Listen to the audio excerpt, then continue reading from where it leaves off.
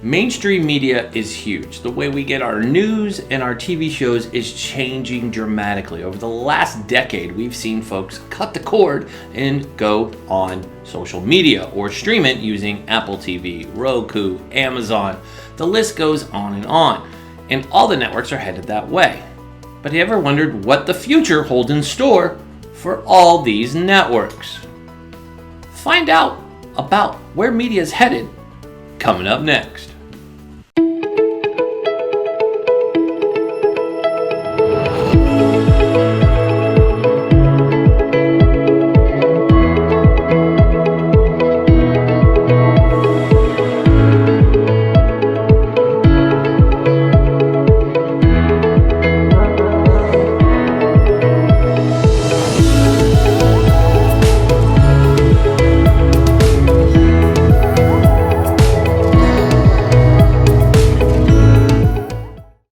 I'm Eric Mitchell, and this is To The Point.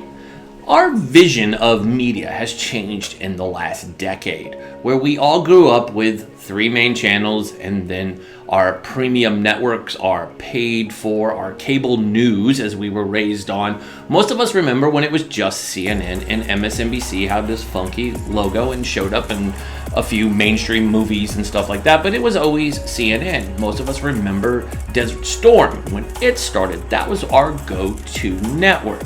Some of us were raised on ABC News. Remember the nightly news with either Tom Brokaw, the late great Peter Jennings, or maybe you watched CBS and watched Dan Rather.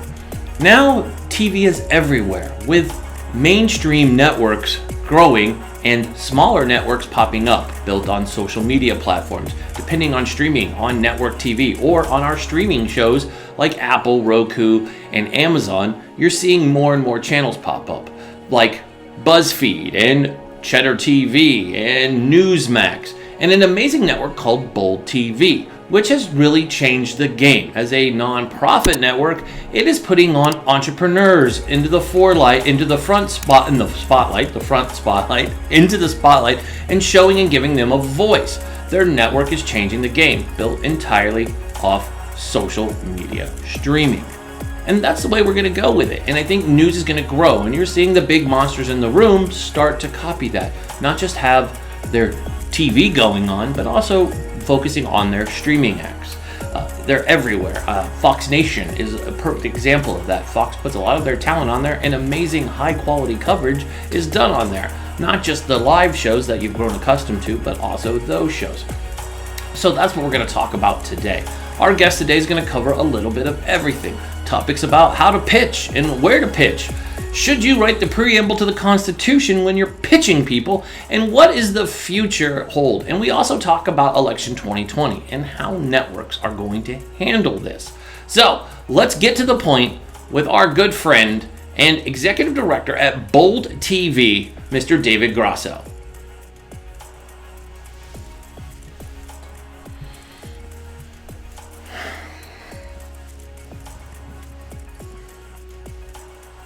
Okay, next.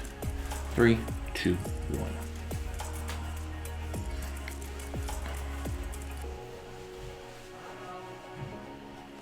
I had the front of that, so I just need to do the middle.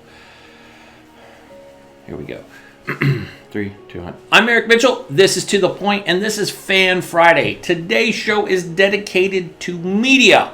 What it all means. What does being in the media consist of? How to get you on TV. Because as a fan, maybe you have a brand, or you're an entrepreneur, an athlete, or a significant person as an influencer that wants to be on TV, and you're pitching right and left. Today we're going to answer those questions, along with what do you think networks are going to do with the 2020 election? What about these growing upcoming networks that are out there that people are watching and loving? Those include Bold TV, Epic Times, Newsmax TV, Cheddar TV. Amazing smaller size networks that compete in the same cable space or streaming online are actually taking a small percentage of the share, putting on new voices and fresh faces daily, and always striving for content. Today we're going to dive into with an executive director of a network to find out his recommendations of where his network's going, his thoughts on streaming, and how he gives some amazing insider advice into how you can get yourself on TV and where to start. A lot of people want to be on TV, and I know we all swing for the fences and aim for great shows like The Today Show and others, but let's just face it, that's not always a place for everyone, and you have to start somewhere. We're going to give you those answers today. So let's get to the point with our Fan Friday guest, the executive director of Bold TV, Mr. David Grasso.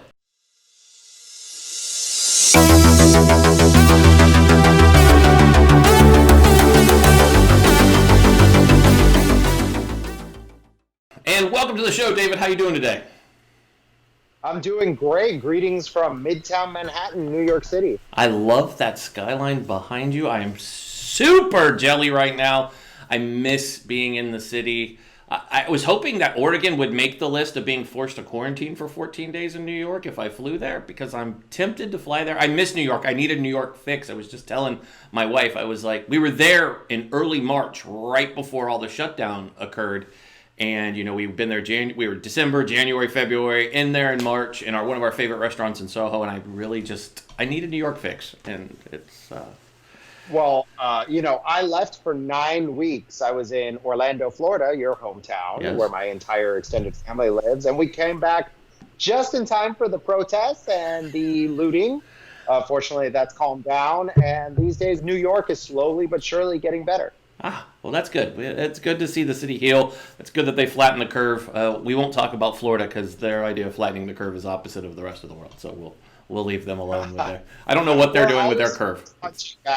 I'm a proud native Floridian. I would love to live there if this city didn't provide me so many opportunities. Sure. So I will refrain from making fun of Florida because I feel like there's enough people.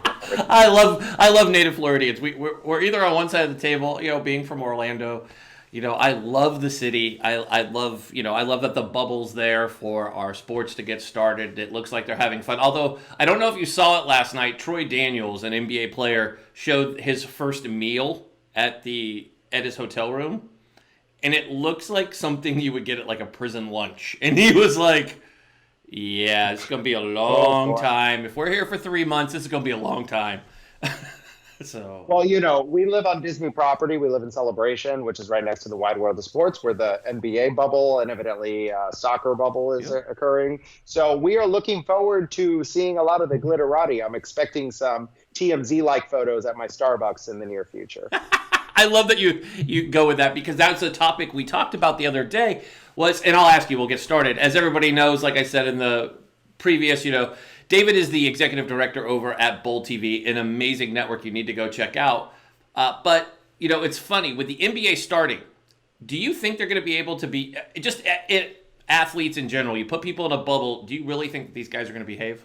I mean, in general. I might have an opinion about this that might not be so popular, although I have a lot of friends who agree with me. I don't think anyone behaves.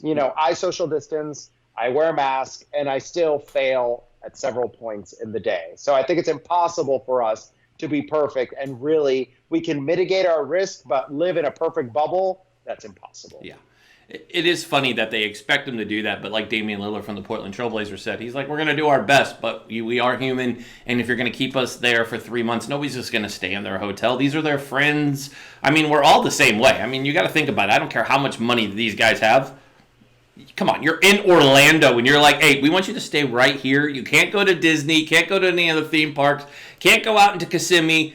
You can't go any... Yeah, right. Those guys are sneaking out, and they're like, what are you going to do? Force me to go back home? Okay, I'll be cool. And in Florida, my gym back home, the gym in Celebration is open. So, a lot of people are just pretending like it's not a problem. Here, if you don't live in the tri-state area, here in New York, New Jersey, Connecticut, gyms and restaurants haven't opened. So restaurants, indoor dining in New York City has been shelved indefinitely, as have gyms. That's got to be tough, because number one, food in New York is second to none. Shout out to every amazing restaurant I've ever... I was watching Billions the other night, and they were eating at Red Farm, and I was like, man... I had the best burger for lunch. I feel like New York burgers are underrated. I had it right before I got online with you, and let me tell you, the food here still exists because we have takeout. Remember? Oh, yeah, I mean, you got everybody's delivering now. I've seen Rao's open, and I guess at least we get to eat good if we're in New York. So David, let's talk about streaming TV or social media, social online TV. We see a lot of networks out there. BuzzFeed was basically the godfather of it, and now you see Bold TV really jumping into there. I was introduced to Bold TV from our good mutual friend Pavlina Asta. Just amazing network. You've had a couple of folks that we work with on your show or on your network. What is the appeal? What makes Bold TV different from all of these other? I mean, number one, your brand seems to be amazing and good guests, high level, and it's available on social, which I think is unique where so many are available on TV. So what makes you guys unique to so many else and growth-wise? So Bold TV was built to use Facebook Live, which back in the Stone Ages, aka 5 years ago, that was a big thing, right? And we really built our brand around social media. And that's unusual even by BuzzFeed standards, because really BuzzFeed became popular because of social media. So Bold TV is different in that we are storytellers, and we like to tell stories through interviews. So basically, we're a little bit of the new in terms of that we're socially native, which means we were built from the ground up with social media in mind, but we're old in the sense that we resemble more like a Larry King and a lot of guest-driven shows of yesteryear that you really don't see anymore. I mean, I guess, Eric, you have a show that is very guest-driven, but these days we mostly hear talking heads telling us exactly what to think. And we really try to move away from that and try to have people, especially entrepreneurs, newsmakers, and change makers, tell their story. I think I love that you say that, because that is so true. And I mean, it's the number one reason. Hold on, I got to fix one thing before we keep going. I zoomed in on you, and now I need to zoom out before I respond. There we go. When we're side by side, you probably don't want to see your pores on the TV. So there you go. But it's interesting that you bring that up when you talk about talking heads. And I think so many networks are guilty of this, where it's the same people saying the same almost script. I mean, you can literally follow them around the dial and see the same script, same thing said over and over again. And you do cover entrepreneurs, which I think are so key. And so many shows went away from having guest-driven, new guests, fresh faces. I mean, come on, how many people have heard of Pavlina that haven't heard of Pavlina but need to? I mean, that's kind of the way I look at it. Is she's so amazing for a young journalist doing what she's doing, and been doing it for years. But Bold TV, you guys put her on, and I thought that was amazing to see her on there because she's just so talented. And you do put all these great entrepreneurs on. I mean, why do you think so many networks are still stuck on the talking heads? Is it just comfortable and easy? Or, I mean, it seems easier to get guests now more than ever because we're all stuck at home. Well, it's economics, really, Eric. And really, punditry and talking heads is a really cheap way to make content. And in fact, when Bold TV was a for-profit venture, it was really going down that path. Fortunately, we've transitioned to a non-profit model, which really eliminates a lot of the economic pressure. But it's really telling to everyone, anyone, anywhere who owns a media brand, that creating content is very expensive. And if you're looking to make money from it, it's an uphill battle. That is an understatement to somebody who has a show. I feel you on that one, because people have no idea what goes into producing this, getting the show out, making sure it's socially done right, having a staff. I mean, even as a small show, we have a staff of 5, which is crazy that... Oh, which is nothing, yeah, right? I mean, tiny. At Bold TV right now, we have 5... I'm sorry, I counted yesterday, 6 core employees who assist me directly and report to me. And then we have so many freelancers that I've lost count, Eric. I don't know. Somewhere between 15 and 20. So, and every day we're larger. Oh, and that's good. Growing is good. So when it comes to media, and we've all been digesting it, let's skip media. Let's talk about developing your own content. I think that is so key because so many people are doing that. You're seeing this micro network, micro shows popping up all over the hemisphere. People on Roku, Amazon Fire. People are creating content. It's not hard. I mean, even you see the camera manufacturers like Canon and Sony making their products now web streaming capable, so you can plug in and produce high quality, the best quality video that you can pull out. Amateurs are doing this now. So, how important is it to develop your own content and get your own voice? Are you technically copying people when you develop something like a show? Are we helping out with all this content? Does it help you guys out or hurt? I've really strayed away from being a personality. I am someone who happens to have a lot of opinions on everything, but I've always really driven the brand to be more channeling other people's stories, which is much more in the style of classic journalism. I am facing a lot of pressure these days to really make myself more known to the world and the audience. People who know me would say that my brand is more economic orientated. I am not really someone who partakes of the culture war and all of that. So we're thinking about starting more of a content around consumer defense, financial literacy, et cetera, which is a cause that is near and dear to my heart.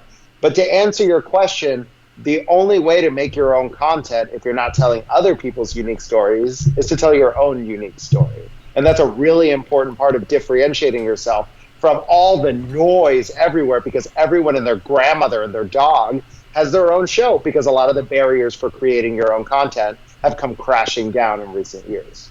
That's true. And it's funny, you did bring up Facebook earlier, Facebook Live, which is on the forefront of just pushing content and going live. People love doing it. At any time you can turn on and there's something going on, and you're seeing a lot of network shows move over to that. Even the big dogs in mainstream media are really trying to get into that space, but they're not getting the views, which is funny if you look at Facebook and you're like, wow, they don't have that crazy audience. It's like their audience won't follow. And why do you think that is? Why do you think Bold TV... Well, it's weird.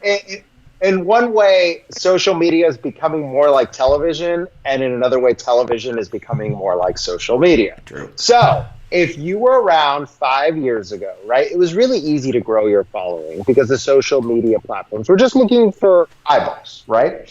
And in today's world, social media is very much a pay-for-play business. If you do want to grow your audience, et cetera, you have to pay for it, which resembles television, right? Television, if you put a show on, if you pay for time, you can put, people don't know that if you have enough money, you can buy any slot on television and have your show viewed, right? And you offset that with advertisers, et cetera. Now, in the same vein, social media or television is becoming more like social media because it needs to be a bit more interactive, on demand, et cetera, and things that consumers are now demanding because they've gotten so used to consuming their content on the social media platforms. Yeah, and that's great. So that brings up my next question for you. When we talk about, do you think this is the wave of the future? Micro shows. With shows are becoming more and more looking like broadcast TV, but only on YouTube or Facebook, which YouTube is a beast all on its own. I've gone down that rabbit hole and I'm addicted. I absolutely love it. I think it's the closest to having your own channel. I know that there's money, it becomes like a network because you can monetize it, SEO, you care about your viewers, quality is a huge thing where a lot of Facebook Lives, quality goes out the door. A lot of people are just like, hey, I'm here. Nobody's wearing makeup. They have bright, shiny ring lights in their face. And they're like, hey, how you doing? It's tilted camera, or they're getting green screen and they have all that stuff that goes on behind them when they have the green screen growing, which always cracks me up. So do you think this is a wave of the future? Do you think this is going to affect... Bold TV, you guys seem to be in the spot because you're on social. That's your spot.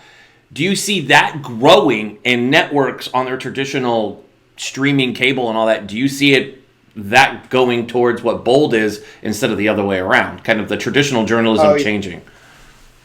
And you know why you mentioned Pavlina earlier. That's really why I brought her on. Never mind that she's also a native Floridian like you and me, and I'm a big fan of my own people. But, she is Gen Z, and Gen Z doesn't even own television. Mm-hmm. So it's not even of if, it's a matter of when everything's going to transition to, phones and computers. And the way we consume content has already changed, and that's not going to go backwards. So I think it's a relentless march toward that. And that's why you see the big boys really interested in social media. Now, your question about whether everyone can have their own show and that's the wave of the future, I think it's mixed. I'm thinking of my friend Philip. Philip is someone who I gifted him my ring light because he didn't have one. And his show gets so many views every week because Philip is an interesting man who likes to talk about wealth creation in minority communities. And he has this massive audience, and his show is not cosmetically very appealing, but the content is very good. I think it's mixed, Eric. I think people will watch micro shows, but they're not going to leave big media behind. Big media still it's the elephant in the room and will continue to be no matter where you watch it, whether it's on the computer or on television. So that leads me to this. So advertisers have, a lot of in the advertising world is talking about how they pulled away from the big networks. They're not involved. And one network in particular is losing, Facebook. Yeah, due to Facebook. And you also have, there's a controversial conservative talk show host on a big network who just loves number one ratings. You know who I'm talking about. We're not going to mention Tucker Carlson. Yes, Mr. Carlson. Yes. Mr. Tucker, who he just can't shy away from any controversy that he probably shouldn't dip his foot in the pool. First was Black Lives Matter, and then recently he decided to take on the entire veteran community all by himself, which was just a winning idea. Because if you've learned anything in our country, veterans are kind of pushy when you start telling us that you can't call somebody who had their legs blown off by an IED. I'm sorry, you can't call them any names. Moron is not a name. Duckworth. Huh? Yeah, the senator from Illinois, correct. Yeah, yes. You just don't do that. Duckworth is an amazing senator and Purple Heart recipient. Lost both her legs for her country. Yeah. Well, Tucker's my neighbor. Fox News is right here around the corner. And, I was a big fan of Tucker's when he was on Crossfire a zillion years ago. For us old people remember when Tucker still wore bow ties. But Tucker's definitely changed in recent years. He has. I mean, do you see advertisers flowing more towards your guys' side, like Bull TV, because that's where the audience is at? I'll tell you, I have a almost 16-year-old. She watches Bull TV. She was excited when we talked about other folks that, Melissa Ambrosini's been on your show. My daughter's familiar with Melissa. She's just she knows Pavlina because there's not a big age gap between the two of them. But I asked my daughter, and it's, I was talking to Brian Fanzo, who is a big social media person talking about lives, and we were talking about Bull TV. And that audience is perfect. You guys do have obviously millennials are there, but, Pavlina's generation's there, and then our generation, those of us in our, late 30s, mid 40s, Bull TV is actually where you want to get your news because you've been... I'm not in my late 30s, Eric. My birthday is next week, but I guess next week I will be in my late 30s. So I guess you're the first one to discover that. I'm 36 years old next week. I was just saying I didn't... Now I feel bad. Now I'm the host that gets the age of the... I wasn't trying to be right. I'm delighted to be in my late 30s. I wear it like a badge of honor. Happy to be here. That's how I feel about my mid 40s. I love it. I look fabulous, and I'm going to take that to the bank and love it that I enjoy life. And I get told that I don't look my age, so I'll take that any day of the week. So same with you. You do not look like you are 36. So. I'm fine with it either way. I think if we want to be honest about this stuff, I think as males it's a little easier to age, and my heart goes out to all my sisters in life who aging with children is a lot more complex than it is for males. My wife's yelling amen from another room, so she agrees with you 100%. No, but how do you see this prevailing with shows targeting the right audience? Clearly, Bold TV, just like BuzzFeed back in the day, you targeted the right audience, you get the right eyeballs, and you have the right guests. It's not you're right, the elephant in the room, the big boys, Fox right around the corner, CNN over there in Hudson Yard. Nobody's going to knock them off the other way. Yeah. And actually, NBC is like that way. Yeah. I can throw a rock at all three of them. They're all here. Sweet. Nobody's going to take those guys down, but you could take a big portion of their market share if you make your audience user-friendly. And, NBC's kind of the big dog because they've been here the longest. They're NBC. They're never going to go away. You can lose cable and you'll still have NBC, ABC, and CBS. You'll be just fine. And let me tell you, I can go on and on about the perils of big media, but if I had to praise one company, it would be NBC Comcast. I've met the new chairman of NBC, Cesar Conde. He's a great guy. Their values are in the right place. Their heart is in the right place. I just don't feel like we're vying for the same audience, which is exactly what you're saying. Yeah, they're big. You got to think about their audience is... Yeah, it's everybody. They're competing with the. I always laugh when people say when I've ever said NBC or ABC and they're like people go on those shows. I'm like, who do you think watches the Today Show, Good Morning America, and CBS Good Morning? They have a very large audience. There's a reason why Good Morning America has their building in Times Square. They're not dumb. All three of those networks produce such good content. I think cable news, unfortunately, is feeding, which NBC owns one of those brands, MSNBC, is feeding into this narrative that Americans are either far left and far right. And I don't think that's true.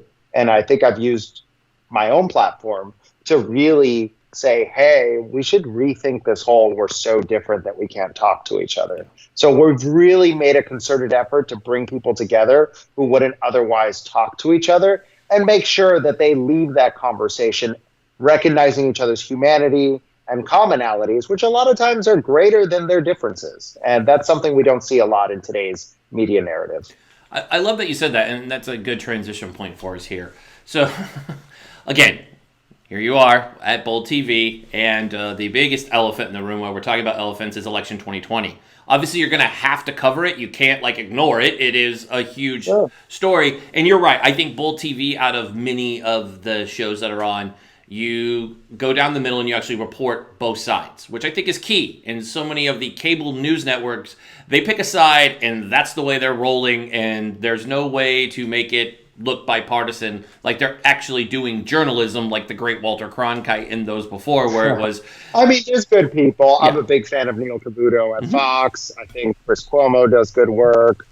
Obviously MSNBC is a powerhouse. Yeah. I just don't want to feed into the narrative that Americans are all that different. I think most Americans care about economic issues and their ability to thrive, and just for government to really leave them alone unless otherwise necessary. So I guess I would fall into a libertarian / free market person, but live and let live. Let people lead their lives. We're not here to tell them how they need to live them. I mean, I think that's good that Bold TV has that mission, right? Like, not to pick a side. And I really don't like that. And you're right. Neil is one of the great ones. Fox does have a good cast. Anderson Cooper is one of my favorite journalists on the planet, just the way that he covers things. And I'm a big Jake Tapper fan also. I mean, I think they all have... He's fantastic. They're all fantastic journalists. I just wish that we had more news and different... It goes back to what we started our conversation on. Talking heads that are on every network that show up, and I'll pick on them. Usually crusty old white guys are there, and they're telling you about how it's like on social media when most of them don't even have social accounts. They all have Twitter and Parler accounts. That's the new thing. Something changed. Someone who I greatly admire in the world is Wolf Blitzer, and I was watching him last night. I actually have cable right now because I uncord cut because of this pandemic, and I'm surprised at how much opinion is in there. I would be so interested to go back 20 years ago, and it was Wolf, same guy, brilliant man, one of my favorites on TV. How much of his opinion was injected into that show? Yeah. I think it's changed. And if my memory serves me right, and Eric, you're older than me, maybe you can help me. I don't remember CNN being like that 20 years ago. No, Bernard Shaw, I think one of the best, voices of our youth when you think about it. I remember listening to Bernard Shaw back in the day, CNN, Gulf War starting, sitting in our house in Folsom, California, right after we moved. We were all there. I remember that, of course. And Bernard Shaw, that smooth, milky, beautiful voice that man had. And two, he's a vet. Just an amazing... Him telling that, and I forget the Englishman that was on the ground in Baghdad reporting, and we couldn't see anything. We could just hear him. I just remember that. And you're right. You take that back to the Gulf War, and you go ahead. There wasn't all this oh my goodness, this or that. No, it was like we supported America. Even journalism at 9/11 time, we weren't this divided that we are now, where each network, who has amazing talent, has changed the way that they actually report, and it's just so... I don't like slanted news. I'm like, tell a story. And perfect example here, David, and I'll give it, and all of our viewers know I've been very passionate about this. Vanessa Guillen, Army, she's a soldier in the Army, was a soldier in the Army. She went missing over 70 days ago. And they familiar, yes. And they found her dead body just last week and confirmed it earlier this week. Mainstream media wouldn't cover it. Period. End of sentence. No matter the list. It was so weird. And here I am, and I'm directly calling friends of mine going, well, dude, just questioning, just asking, why isn't this getting attention? And the answer is, there's a lot going on. I'm like, there's a lot going on, yes, but this is a Latino woman who went missing from a base that has beyond a small issue with when they were looking for her, they found 2 other dead soldiers. I mean, it's just randomly kind of like, this is a news story. Why do you think this kind of, is it the election? Is it because everything is going on at the same time? It goes ignored? And I hate when people blame the media. I am the media, and I think we all have a tough job, including these superstars. Even Anderson Cooper, his job is not easy, and people are going to come out of the woodwork to criticize him when this is tough work, folks. But I understand what you're saying as well, is that a lot of times big media doesn't give a platform to voices. That's where Bold TV comes in. As you know, Eric, because you do earned media like me, Eric and I go to other networks and do appearances as talking heads, right? And there's not a lot of room for a lot of outside voices in mainstream media or stories that really don't fit into the tsunami of the current news cycle. And I think it's definitely a problem, but it has a lot to do with the economics and the limited bandwidth that even these massive organizations have to cover absolutely everything that's going on. Okay, so that makes sense. I just wanted to get it out there because I had a lot of people going, "What, Eric, you're in the media?" And I'm like, "Yeah, I talk about sports." They're like, "But you could have brought up Vanessa while you're talking about sports." I'm like, "No, I can't." I mean, that was a terrible story. And, unfortunately, that shouldn't be happening. And, I think both people on the left and the right see that there is a lot of room for reform needed in our military, and it is the nation's most important institution. So it's something that should be at the forefront of our concerns. Yeah, I mean, it's scary. I mean, we had a show the weekend, 2 weekends ago, the weekend before July 4th, when when Vanessa hit. I was covering the story like a week after Vanessa disappeared because Military Times was covering it. Obviously, military pubs are really good at covering our own missing. And started deep diving into the story. So 2 weeks ago, we started getting contacted by lots of people going, "Do you know that there's a list?" They sent me a list of 9 soldiers, women that went missing from Fort Hood. And I'm like, okay, is this a Netflix special? Am I in a dream and I'm in a Netflix special right now? Is this Unsolved Mysteries happening in real life? So we had this. I mean, don't even joke about that. We've all seen Tiger King and all the other crazy Netflix specials that have come along. Right. Which, by the way, speaking of which, they are content creators too. They're in our same line of work, and they're doing a great job in giving platforms to these people who need a voice, like this poor woman who went missing, and all these people who aren't getting the attention that they need. So here's the $1 million question, since you work in this, and by no means am I attacking the media. Yeah, I went after a few on the certain side who will preach to you how much they love country and support our troops. I think part of the frustration, especially amongst the veteran and military community, is when it comes to a lot of networks. And I'm just speaking my mind here, and it's what I do on this show from time to time. Sure. Speak the Eric mind. I don't get offended easily, so I'm not one of these like snowflakes. You can tell me as it is. I love please. It. David, you're welcome on our show anytime. I love it when people are like, "We're not snowflakes." But the big key is, why do you think? And this is a perception. The media seems to love the military when it's November, which is of course Veterans Day. And they love us in May. And May's kind of cool. We start May off not with just Mother's Day, but we have Military Spouse Appreciation Day, which they are a key. And I'm loving to see more and more networks focusing on our mil spouse and at least interviewing them, talking about what they go through, because they truly are on the front lines back home. Of course. Dealing with stuff. And then Memorial Day comes, and for some reason, some people in the media mistake Memorial Day for Veterans Day, and which causes a huge divide. But then it's like this lull between November and May to November, where if there's a story that deals with something going bad in the military, which seems to be happening with Vanessa's case, it goes unheard. I think that's where the frustration goes, is like, wait a minute, you're the first person, and I'm not going to call out people, but there are particular anchors on TV that will tell you, number one, their prior service, and two, how much they support the troops. And this is a popular stance with so many. And it's like, okay, we're not asking you to cover the story. How about you retweet the story? How about you just share on your Twitter, which people respond to, and it goes ignored, which adds to the frustration. And we get it. There's a lot. Our country's like 2020 is a dumpster fire. Let's just face it. We've got COVID. Oh, yeah. The civil rights again has flared its head, where most of us who were not alive in the 60s, I was not. Nowhere near the 60s was I born. Just want to make sure everyone knows my age is nowhere near the 60s. It's okay if you were born in the 60s, folks. That's but, fine too. But I was not, damn it. I don't know the civil rights. I know civil rights from Netflix. I mean, I've learned a lot from that in history books. But, we have a lot going on, and then you add this on top of it. Our country does love its soldiers. And I think a lot of the arguments that went back and forth, and I'm just picking on this case because I find it funny, and I have a question. Trust me, I'll get to it in this long-winded Ericism.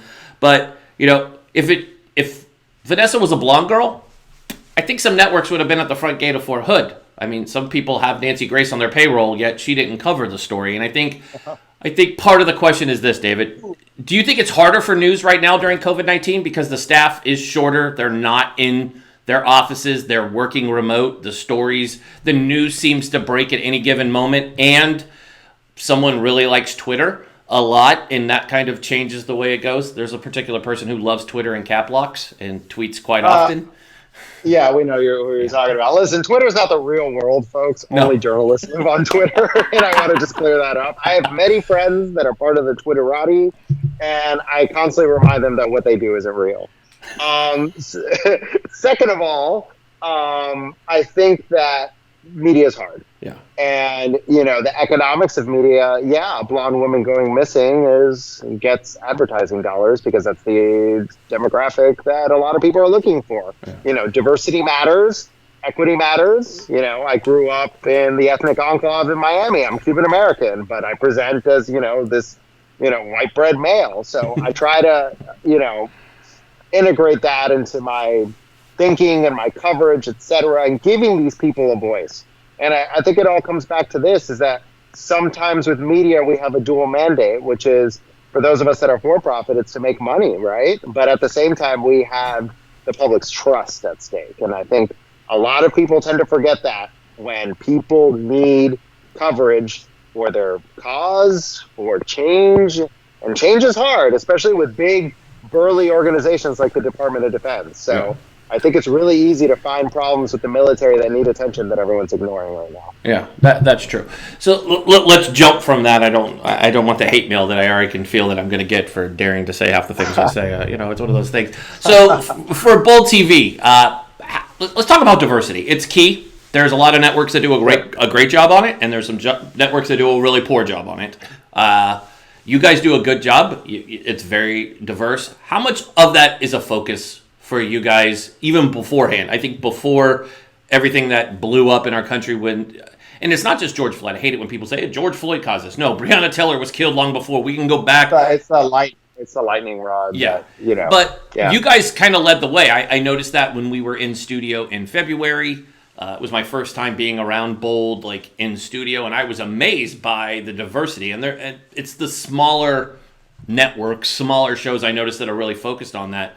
How big is that now for you guys moving forward as you talk about growing and having all these freelancers? How much is that a focus for programming, guests that you're putting on, stories that you're covering? Well, what's funny is people think that it takes effort. In fact, if you have a diverse staff, and that includes everyone, diversity doesn't mean excluding anyone. Everyone's welcome to the party. Diversity kind of takes care of itself, right? I don't have a problem getting black guests because my primary booker, Cheyenne, is black, right? But then the other booker is a big white guy from upstate New York. So it's like their networks feed into what we do. And diversity is not something that you even have to focus on if you hire the right people. And by no means am I hiring people to check off a box. I'm hiring the best people. Yeah. But they happen to be from many walks of life. And guess what?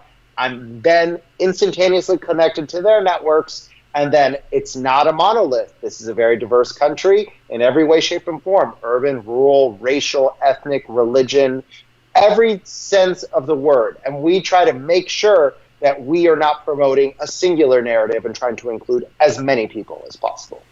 I love that. See, I like interviewing you, David. You answer the question. Mm-hmm. You don't. Some people dance around when I ask that question because I think it's a key. I mean, I understand what you're talking about. It's interesting you brought up being raised in Miami, being a Cuban American. I understand that. But a lot of people, when you leave Florida, have no idea what I'm talking about. If we were to talk about, I know when I moved from Orlando to Folsom, California, number one, I had never heard Johnny Cash in my life till I moved to Folsom, and somebody goes, Johnny Cash wrote a song. And moving to Folsom and doing my high schooling there was a whole different world for me. California had, it was different. I grew up around, Cuban Americans and Puerto Ricans, whereas the world, I didn't know that there was any other Spanish besides the bad words that I learned from my Puerto Rican friends. Our fast, incomprehensible Spanish. Yes, like mita was the word that I knew instantly. That was like Puerto Rican, yeah. Straight up. And moving to California, which was new for us. So cultures are different, but how do we continue to? I'm not saying focus on diversity, like oh my God, we need to plug away. But I get what you're talking about. By your appearance, which is weird for people to hear. You shouldn't have to give your bio that I'm not a white guy, I'm a Cuban American. That to me I think we need to... Well, it's even more complex than that because our version of white is different than the U.S.'s version of white. Listen, race is all made up, folks, but it's something that, dictates our trajectory in life. Absolutely. So it is important at the same time. It's not important at all. So I think with diversity and a lot of stuff like that, it's common sense. You need buy-in from everyone, right? You need buy-in from majority ethnic groups, like white people. Yeah. It's an indispensable part of the solution. So I try to create an environment where everyone is welcome and to be themselves. And by being themselves, they bring their networks, they bring their people, they bring their worldview, and therefore I don't have to worry about it. It just kind of happens. I love it. So let's ask a cool business question. We get asked this a lot, and I told folks that you were coming on the show. So some people sent in some questions. And one of them was interesting. So a lot of people, they are growing their business or they're a sizable entrepreneur with a following and they have a great story. And I ask everybody who works at the network this question. It's one of my favorite. I know the answer, but okay. I'd love for you to say it because coming out of my mouth, they're like, well, you don't work at the network. What do you know? Kind of tell people if they're going to send it, there's nothing wrong with pitching your bookers, pitching your news desk. Nothing wrong with you guys like that because fresh stories. Of course. Bookers, you guys are inundated. If people don't know what Booker's life is, it's like being lit on fire every morning trying to find everybody. You've got 8 million emails and everybody wants a response. Of course. It's kind of a knucklehead, it drives publicists nuts. It drives media people nuts. Like, hey, I'm sending you something. Are you going to respond to my email? And after years, you kind of figure out they'll let you know, and the secret is actually text people, and then you get a faster response. But then you have to build that relationship. So for folks, 6-page essays, 4 pitches, they don't work anywhere, correct? Kind of tell the folks what you prefer. I think we need someone to, besides me, I've had other folks, especially senior bookers at other networks, they're like, dude, I don't need the Constitution sent to me. Like, short, yeah, sweet. I call that a papyrus scroll. It's like cuneiform, the beginnings of civilization. Yeah. I think the best thing is storytelling is all about communicating as fast as possible. We live in a world where no one has the attention span to sit around and read a papyrus scroll, the preamble to the Constitution, etc. So get straight to the point and be very parsimonious with your words. And a lot of times, remember, follow the news cycle, right? So if you can speak to something that is hot right now, it's even better. But moreover, sometimes something that's off the news cycle might be good as well. As you mentioned, Eric, the booking process is very random. People take it personally when, emails aren't responded to, but the demand for media far exceeds the supply. So you have to be patient and tenacious. Ask our friend Pavlina about that. She writes pitches every morning. That's how she starts her day. Yeah. And she's been met with a lot of success. Yeah, and that's true. And I think that is a big key that so many people don't get. This is repetition. My team does this on the LifeLit Media side every morning. They go out. I see all the emails go out. And, even I send them out. A lot of mine are different now. I text half the people I know and be like, hey, I'm sending you this. And that's how I do it. But to get started, I think a lot of people out there, we have a lot of home-based businesses, a lot of entrepreneurs who are used to being on the speaking circuit. They're available, but they've never thought about media. And now is the time because you guys actually, you have to do remotes now. And I know that's... And I want to remind your audience of something is that never leave your local outlets on the table. I worked in Orlando and in Amarillo, Texas as a journalist. And when you send a pitch for something as an entrepreneur, include another contact, because as you know, in television journalism, you have to interview two people. If you do the story for them, you're going to get a lot of traffic. And people, believe it or not, still watch local news. And they also have a big digital footprint, so that can help promote your business or whatever organization or whatever forays you're into. So never leave local media on the table. They're a powerful tool. And in fact, with local media, you can work your way up to national media. I love that you said that, because so many people want to skip, and I always laugh because they're like, I pitched the news desk at Bold, Cheddar, Fox, CNN, and I'm like, have you ever done media before? I was on a podcast. Okay, well, did you try local? Did you try right down the street first? No. So I do radio once a month. Yeah. I've been doing it for 4 years now. Love radio. I do it for Fox Radio. It's really fun, by the way. I love radio. I wake up literally 2 minutes before my interview, and I have perfected the art of being on radio half asleep and sounding good. So I have to remind you folks, if you've been on a podcast, it's not the same as TV. TV's a lot harder. Oh, yeah, that's true. And radio, let's talk about radio, because we both do radio. I'm a huge fan of it. I tell everybody they should do it. Radio's not dead. Let's be clear. It's a huge platform. And I love it because they put me on a radio tour, and I get to talk to people from around the country.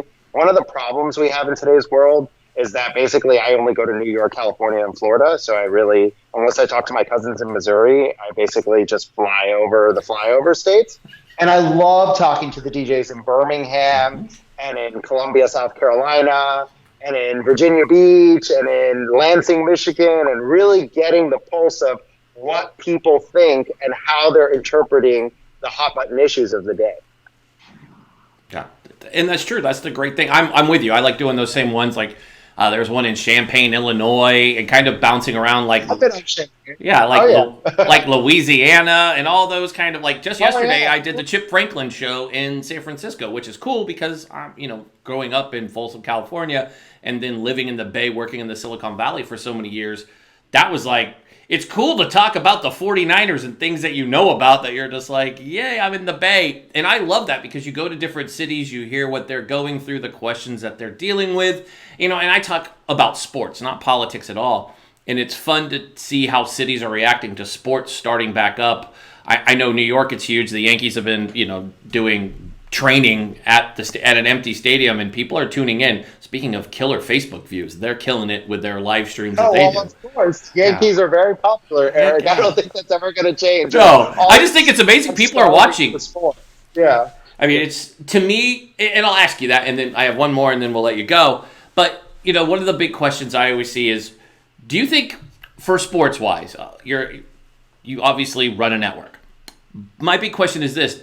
I don't think there's going to be a big issue with people are going to still tune in and watch sports streaming on TV, and it's money for advertising because we're going to be glued to it, whether it's on TV or on our streaming devices.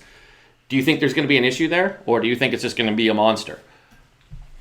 Eric, I'm not even a big sports person. I'm one of those people who, watches the U.S. Open and the Super Bowl and everything. And I'll tell you, this drought of sports has made me appreciate what we once had. And I don't think sports are going away.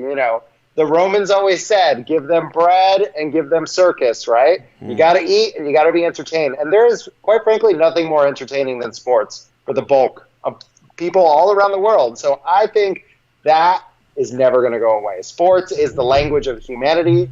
One of my good friends is Leonard Tos's granddaughter, the guy who owned the Philadelphia Eagles. And she always says, sports is the universal language, and I don't think that will ever change. No, and I agree with you, because if you saw what happened in, May, when they released the Michael Jordan documentary, I mean, people lost their minds watching Last Dance. I mean, ESPN had better ratings than they did during normal sports seasons because we're so thirsty for sports. I mean, tuning in and watching, I brought up the Yankees because I was amazed. I watched a lot of stuff on their feed, because I'm a diehard Yanks fan, and watching that feed and go, wow, people are watching batting practice. And normally you go back and look a year ago, batting practice wouldn't get that many views. It wasn't like millions of people sitting there. And now people are like, I want to watch it. I don't care. I'm just going to have it on just because. I don't care what I'm watching. I mean, what was the crazy sport that they had on in the middle of the pandemic that everyone was watching because they were so bored? What was it? They had one boxing match, and then there was some other odd sport. I mean, people were getting desperate there for a second. I think curling would have been number one at that point. Anything. Yeah, I just saw right before we went on air, somebody sent me a piece, and it was from Japanese baseball, the amazing Japanese baseball league.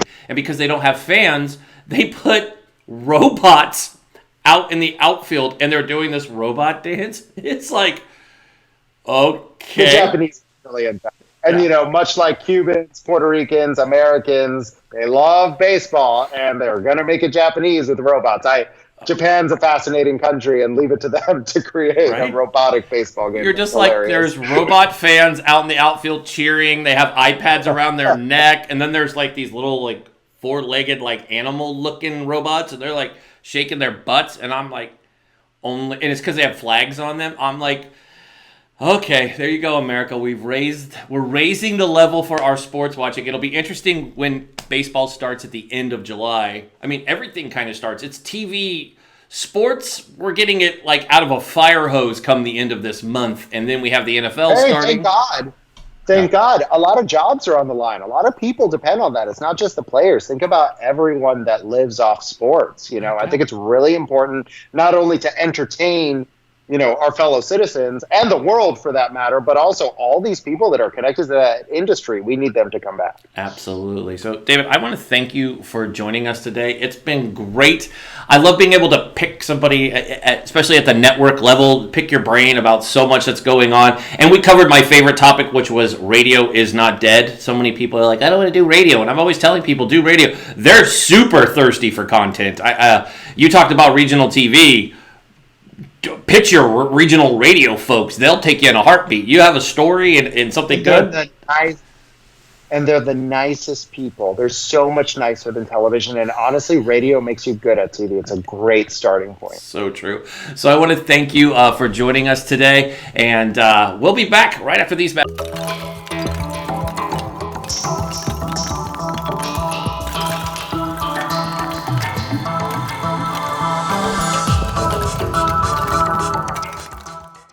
And that does it for Fan Friday. We had a great week and a great episode. Want to thank our today's guest, David Grasso, for joining us. We appreciate his support of coming on our show today. Thank you so much, David. As always, everyone, we thank you for tuning in this week. We've had an amazing week with amazing guests. Started off on our Saturday, July 4th with the great Phil Paz, and we've had Montel, we've had Robbie and Bridger, and an amazing show on Wednesday, I can speak today, with Valerie and Charity. Thursday with Mel and Dave, and today's show also. Just an amazing week, and I want to thank every one of our guests for doing it, and also want to thank all of you for tuning in. It means a lot to our staff here that you guys tune in, and we continue to make a quality product. Now, if you think you'd like to be a guest, or know someone who we should know should be a guest, please email us at hello@tothepointtv.com. Send us an email, and we'll be in touch. Don't forget to follow us on Twitter at @ToThePointTV. Don't forget to follow us on Instagram at @ToThePointTV. And don't forget to follow us on Facebook. Obviously, you're probably watching it. And obviously, as we always say, please make sure you subscribe, share, and like our wonderful YouTube. I know how to speak again. YouTube channel, which is To The Point TV. Or To The Point with Eric Mitchell. You'll find us there. Go ahead, click the link, and like, subscribe, and share. We appreciate when you do. So we want you to have is a wonderful weekend. Enjoy this great summer in July. We're going to be done with the summer faster than you think, which is crazy that we're already into mid-July, just like that. I know when we first started this quarantine, time was not moving quickly, and now it seems to be flying by. So maybe we want to get to the backside of 2020 and just get to 2021 and be done. I don't know as we're going. But anyways, we want you to enjoy your weekend, so make sure you go out and do that. Have a great show for you starting on Monday. We can't wait to have you on. We have Matt Kuchera joining us, and LaShawn Kerb is going to be on the show too. Going to be talking to two amazing veterans, one Air Force, one Marine.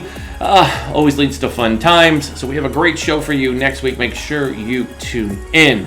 So thank you guys again. Enjoy your weekend. As always, I'm your host, Eric Mitchell. Be safe, Be strong, be smart, and God bless America.